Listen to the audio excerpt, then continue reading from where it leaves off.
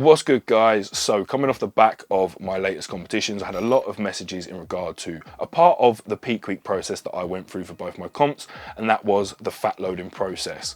Now, it's important just to start off with that this is one style of peak week, one that is potentially a little bit more safer in comparison to some of the more complex approaches to peak week, one that leverages a little bit fewer variables, it leaves a little bit less to chance and less chance to make mistakes, right? And it makes it a little bit more predictable for the outcome. This style of peak is usually more appropriate to, say, a client that you're prepping for the first time, or one that you maybe don't have enough necessary data from the prep to accumulate to pre-plan a more intricate peak week at that point. So the part I'm going to focus on in this video is the fat loading process. Now, there's three things we're trying to achieve via fat loading. So firstly, we think about the muscle space, so the intramuscular space that we're trying to fill on peak week. Now, of course, everyone knows that we're trying to replenish glycogen and fill up with carbohydrates at some point across the timeline. With this peak, it's a backload at the end of the week. Inside the intracellular space, we don't only have glycogen stores and of course fluid, we also have intramuscular triglycerides. Now, triglycerides are just fat removed from fat cells, converted into the necessary thing that needs to be converted to transfer energy around the body, triglyceride.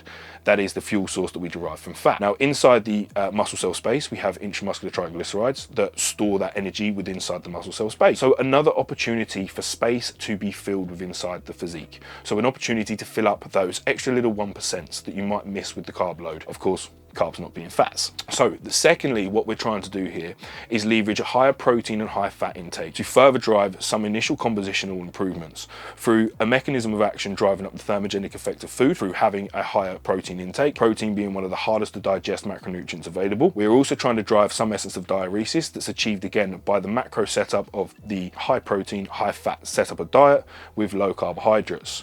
Now, thinking about the week itself, where do we want to land you at the end when we're ready for carbs? In the most insulin sensitive state possible. So there's two ways you're driving this process within the fat loading. So by obviously fat loading, you're having protein and fat diet only with only trace carbohydrates coming in. This low carbohydrate state drives insulin sensitivity further. Now, we know that when we look at fat sources, that mono and polyunsaturated fats improve insulin sensitivity and that saturated fats cause insulin resistance. So when we look at the food sources of the fat load, we are looking to optimize and make up a majority of them from mono and polyunsaturated sources to drive insulin sensitivity coming into the back of the week when the carbs start to flow. So guys, that is fat loading in a nutshell, an overview over the three main points of what we're trying to achieve in this part of the process of peak week. And of course, we'll follow this up with a lead-in video into carb loading and finish off this peaking procedure. But until next time, guys, as per usual, likes, comments and subscriptions are massively appreciated, guys. And until the next time, peace.